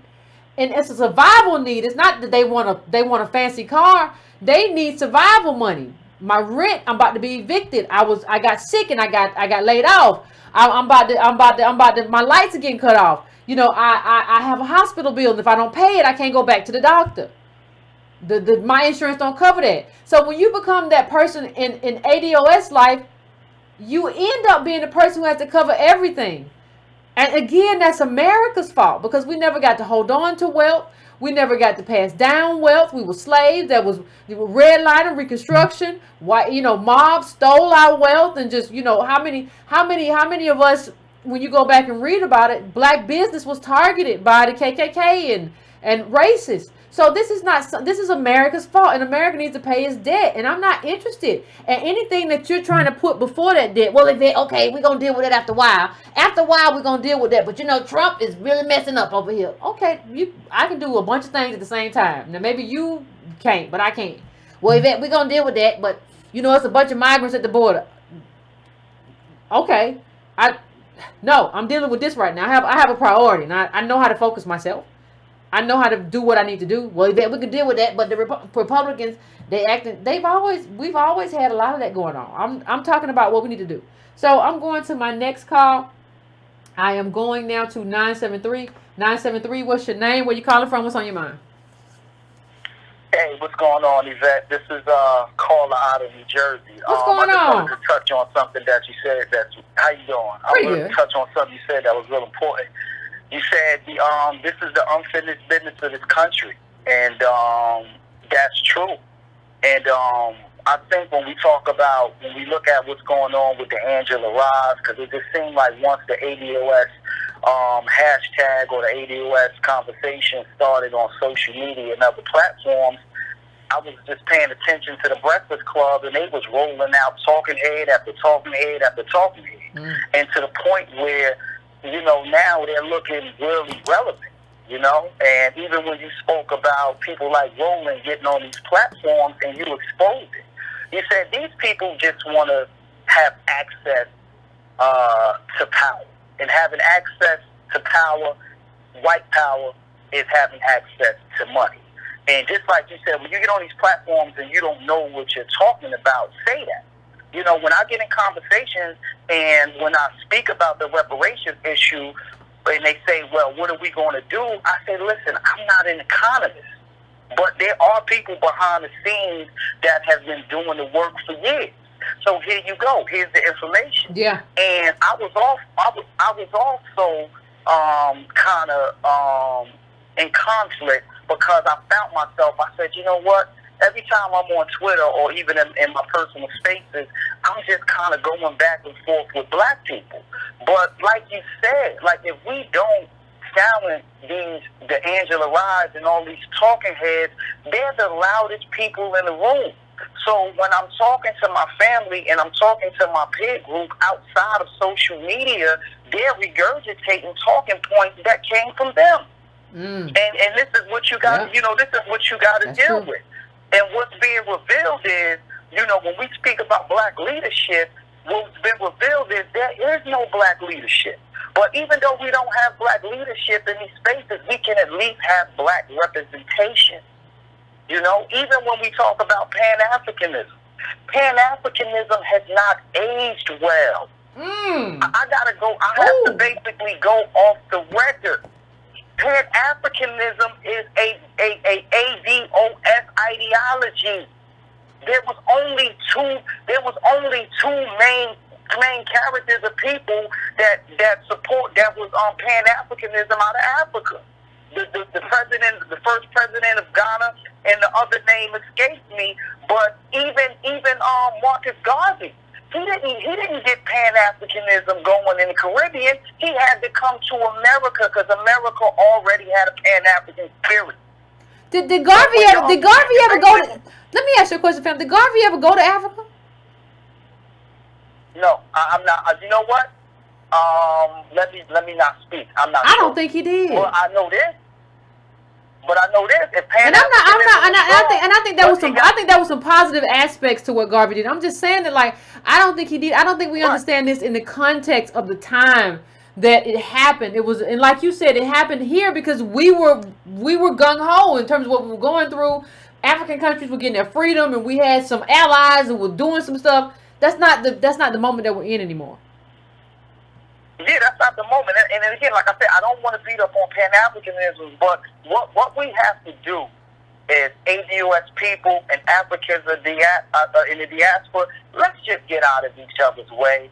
If Pan-Africanism is your fight, stay there.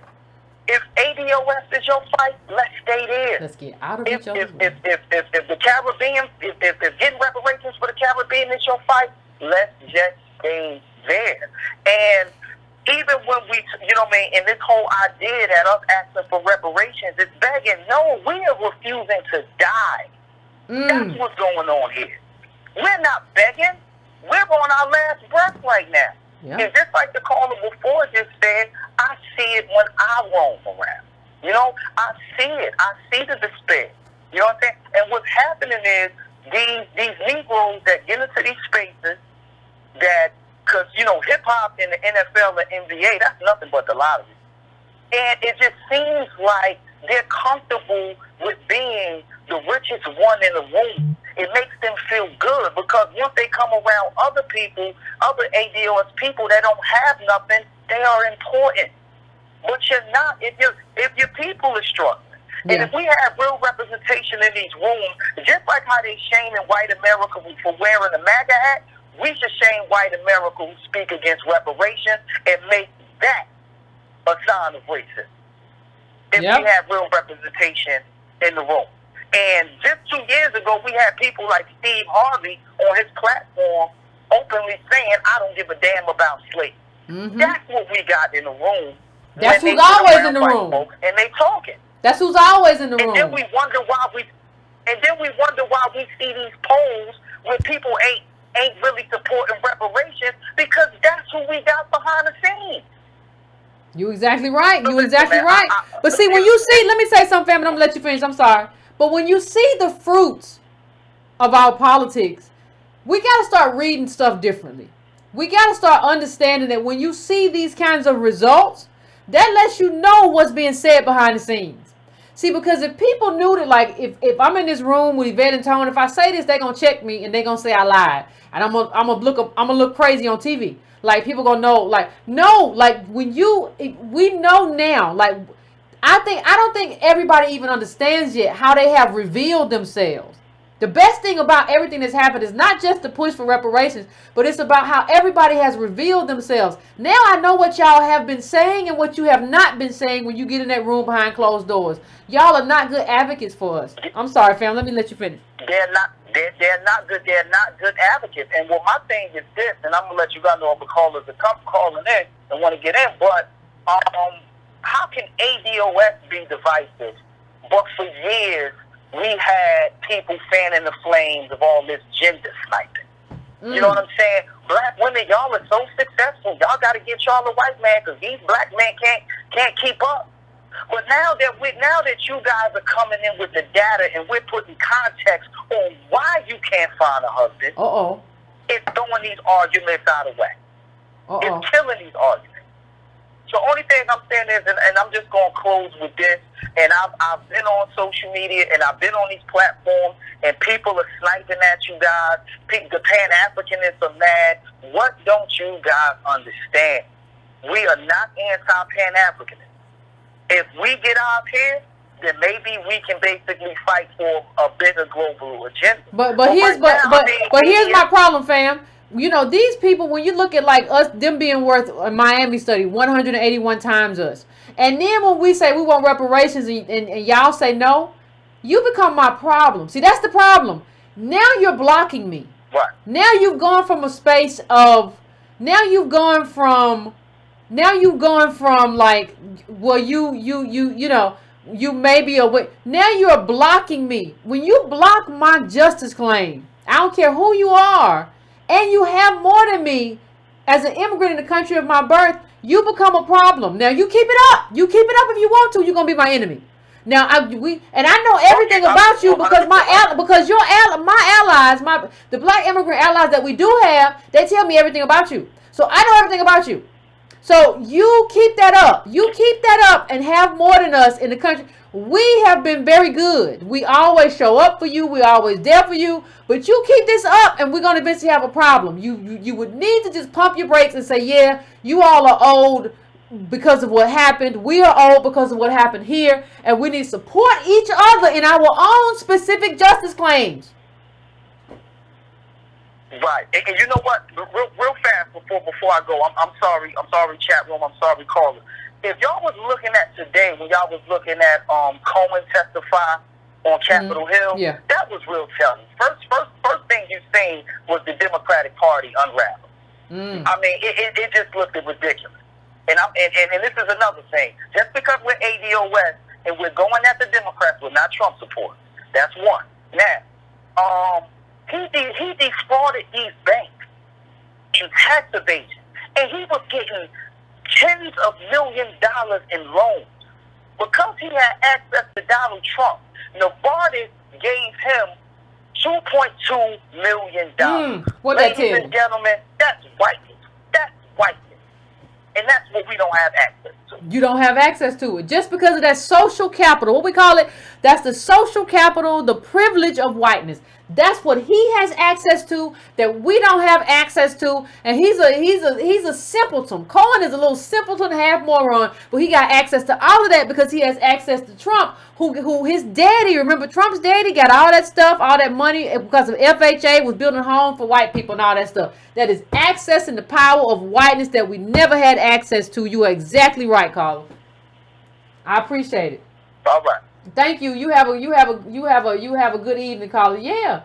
And we don't get the access. We get made the bottom. But we're supposed to just make this into a Democratic problem and a Republican problem, not a problem of what whiteness looks like and what you can access in terms of being white. We're supposed to just be like, well, that's awful because he's a Republican. No, he's white. No, he can access whiteness.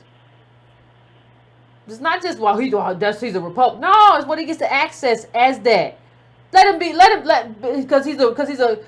a black Republican and try to access millions and millions of dollars. Ciao. Anyway, 919, I'm coming to you. 919, what's your name? Where you calling from? What's on your mind? Hey, Auntie Yvette, this is Alan from out of Durham, North Carolina. Hey, what's going on? Good. I'm all right. I'm just calling in to piggyback, man. We wrapping up today. It's the 27th day of Black History Month. So we're wrapping up things, man. So I just want to speak on some pieces real quick, less than a few minutes. I'm going to start with Pelosi versus Ferguson, separate but equal.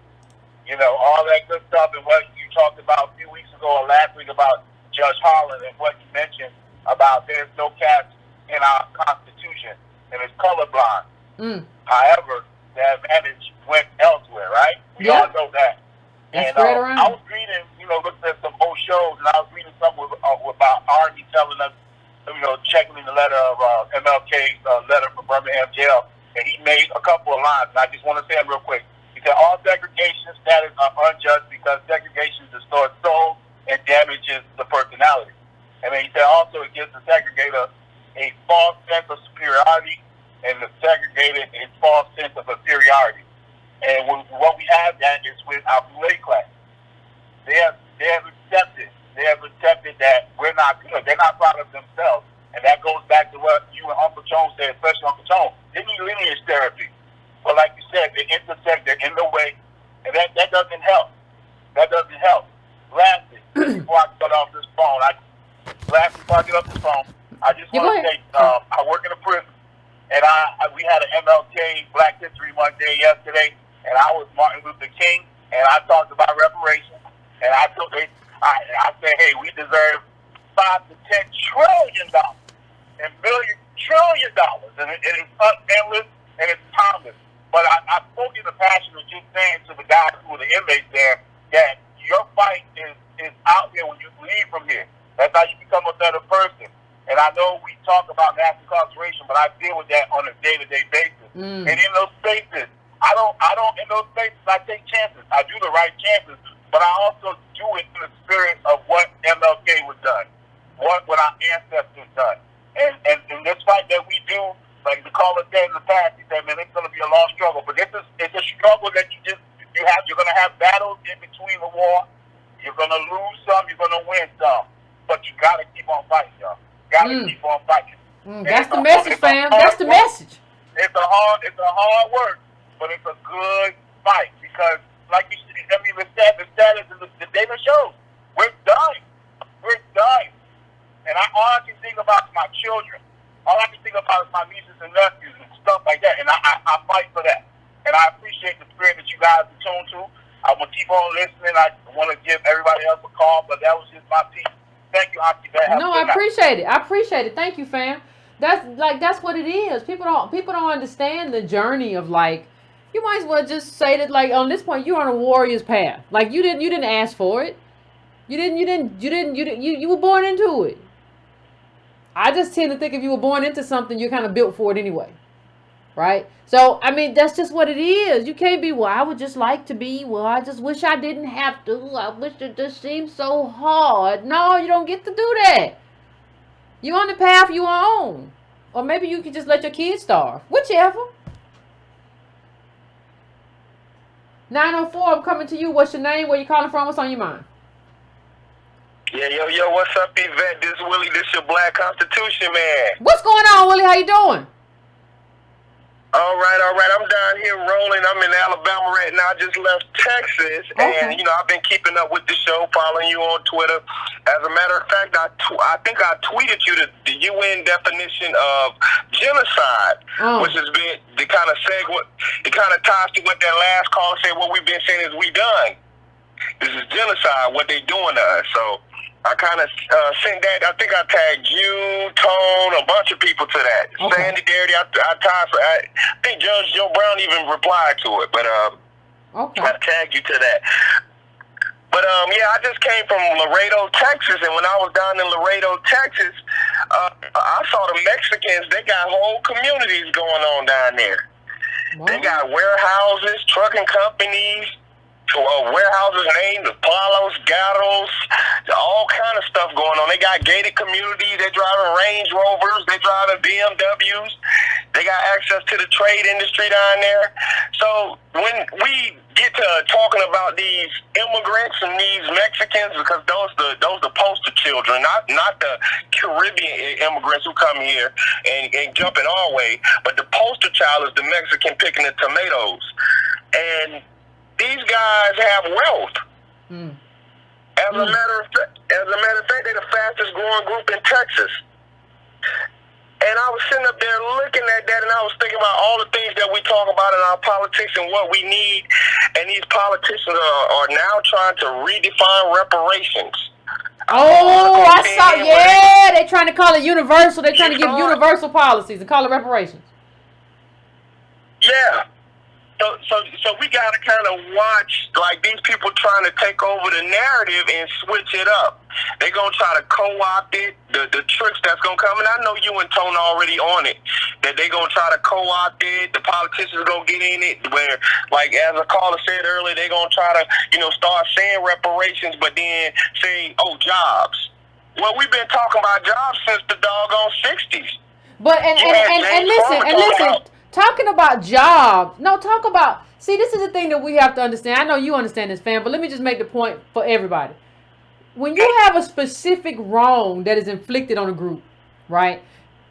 Especially over generations, you have to address that wrong specifically, because what was done specifically. It's like somebody cutting you with a knife, and then the ambulance goes to somebody else. Like, we're gonna give y'all all medicine or something. No, I'm the one with the wound. Like, you have to deal with us as a group. You cannot address a specific wrong with a universal policy. I don't know if these people understand that, like, we're not playing anymore. That's not how you do reparations. That's not how this works. That's right. They trying to look at us I guess they want to look at us as a study, because you know what? The U.S. government has never, they have, because they have given it to Asians, they've given it to Japanese specifically, they've given it to Native Americans, they've given reparations. With us, like, we're the poster child to take the loss, as we like to say, in Breaking Brown family, we eat the failure. Yep. And I don't know, like, I guess calling them out specifically on, not including us in the industrial complex of this country. We don't have no role in the industrial complex. The Mexicans do.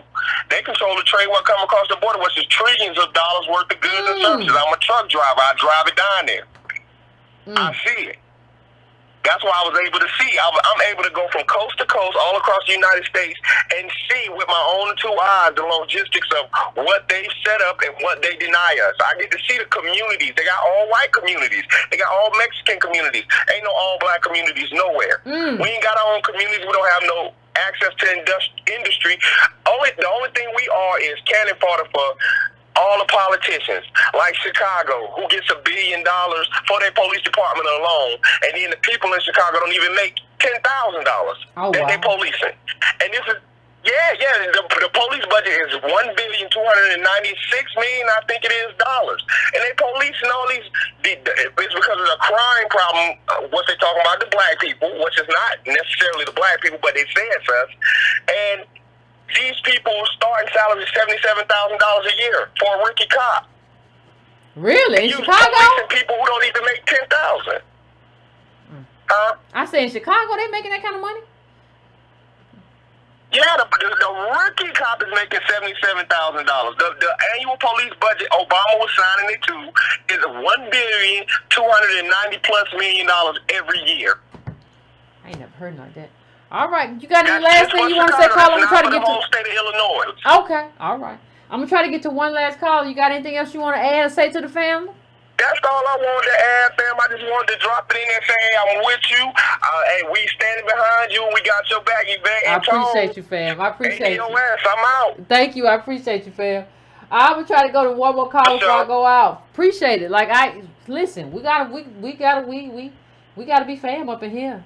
270. I'm coming to you real quick. 270. What's your name? Where you calling from? What is on your mind? Tony from Kentucky. What's going on?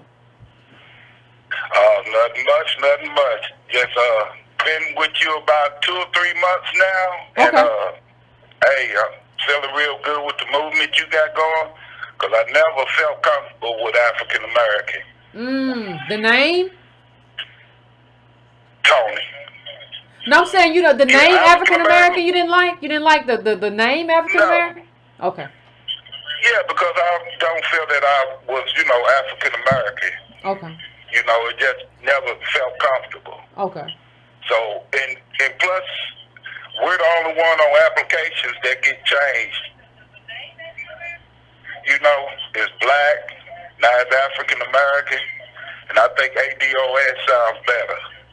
Now, on that we can agree. On that we can absolutely agree. What I always want to say, immigration is a choice. Slavery's a Thank you, fam. I appreciate you. I appreciate you for calling in. Thank you. Yeah, you're right. Immigration is a choice. You chose to came here. We didn't make any kind of choice to come anywhere. Let me try to get to one more. 312, I'm coming to you. 312, what's your name? Where you calling from? What's on your mind? Yeah, I'm glad I finally made it through. What's going on? This is Otis Buckley.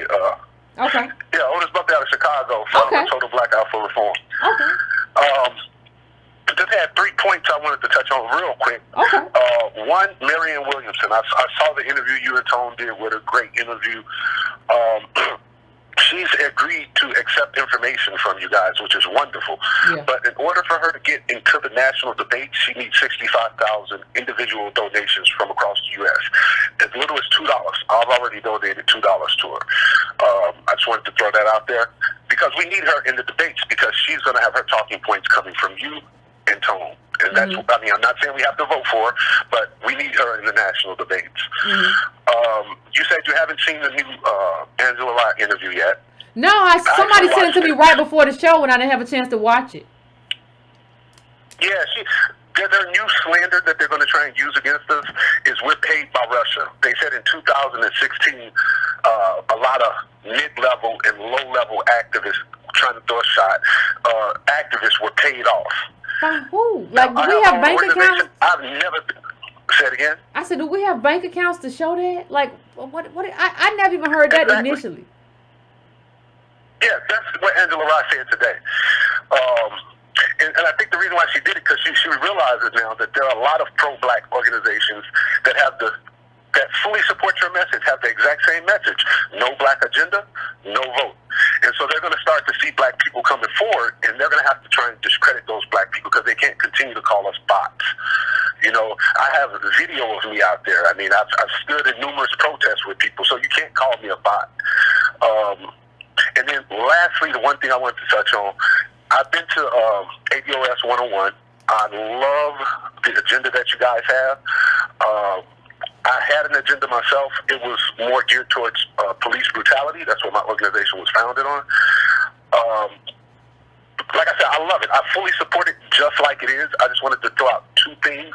I'm not saying change it. I'm just throwing out 2 things. The U.S. government owns 640 million acres of land. And when it comes to police murder, the states have proven themselves to be ineffective in fighting that. So if the federal government was to come out with a civilian oversight committee where average citizens, along with maybe local politicians, were to police the police as opposed to their internal, I forget, it's slipping my mind right now. but they can't police themselves. It needs Well, to be you know, some people have talked. Some people have talked about having a civilian oversight committee. What do you think about that? That's exactly Okay. what it needs to be. But if the federal government were to put that into law, then it would happen all across the U.S. in all 50 states, as opposed to maybe one state doing it and none of the other states doing it. Okay. But yeah, I love that. That was one of my points from back in the day. That was one of our main points. We need a civilian oversight committee. And lastly, I'm just going to end. You have my full support. Thank you. I mean, I'm on Breakfast Club. I'm on YouTube. Whenever I see them trying to discredit ADOS, I'm right there. All right. I appreciate you, fam. You know, thank you, fam. I appreciate the call. That's probably going to be the last call of the night, fam. We're approaching 2 hours. What I don't understand is just like, how can you, listen, let me just say this. I really feel like that the government knows most everything. I feel, that's just what how can you, with all the surveillance and everything, how can you just say like, I haven't watched the interview, but if that's true that like, we know, that other people were backed by Russia, and kind of imply that to extend that out to like members of the ADOS movement without like proving it. Like, you need to like show like some kind of deposit or something, or like a meeting with what are you like? Y'all gonna have to let that go, because there's no connection between these Negroes and Russia. Like, there just isn't. So eventually I think that narrative is gonna have to fall by the wayside, because I don't have any connection with a Russian, and I don't have a lot of connection with a whole lot of people. I'm a very insular person. But I'm just saying, like, this idea that like there's a problem that we don't make people prove what they say anymore. So like, people can just say it's all bots, or it's just all the Russians, or it's just you should have to prove that, because that's slanderous to say that and to put somebody in that boat, in that category, without having to do your due diligence as a journalist or advocate or whatever you are. That is a really, really big problem. So I want to thank everybody. That was the last call for calling in. Remember, the 21st of March, we'll be reading American Slavery, American Freedom by Edmund S. Morgan. I mean, the book club meeting will be on the book. You should have read it before then. That's March 21st. We'll have the regular show on Monday, regular show on Wednesday. Then on Thursday, the 21st, which is Thursday. So Monday, Wednesday, Thursday. Monday, Wednesday, regular show. Thursday, March 21st, we'll be discussing the book. And fam, that is it. I mean, we have our inaugural, for those of you who want to go. Keep in mind, at the ADOS, I think it's the ADOS at our Facebook page, Antonio put up something about the number of tickets to be inside the auditorium, where we are inside the church, how many of those are left, and like after that there will be some overflow, but I would think you may want to be like in the room.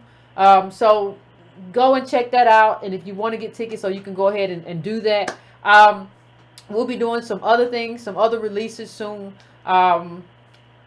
Everybody's asking for shirts, so I'm gonna try to do some shirts. So we can just get this message out here, because we're kind of tired anyway of everybody just kind of misrepresenting everything we are and everything we stand for. So fam, please finish your libations. Please hit like before you leave. Please hit that like button before you walk out. Please subscribe if you have not subscribed. Please share this video with your friends, with your family, with whoever. You can donate. You can go to donatebrown.com. You can go to patreon.com/ycarnell as well. And until next time, fam, let's keep doing what we're doing. Let's keep the pressure up, because we don't got no choice. We don't have any choice but to keep the pressure up. So let's keep the pressure up and do what we got to do and say what we got to say. And we're just going to keep it moving. Like he said, we're in this for the long fight. This is not a short fight. It's a long fight, and we're prepared for that. So fam, finish your libations up and get to bed. It's late.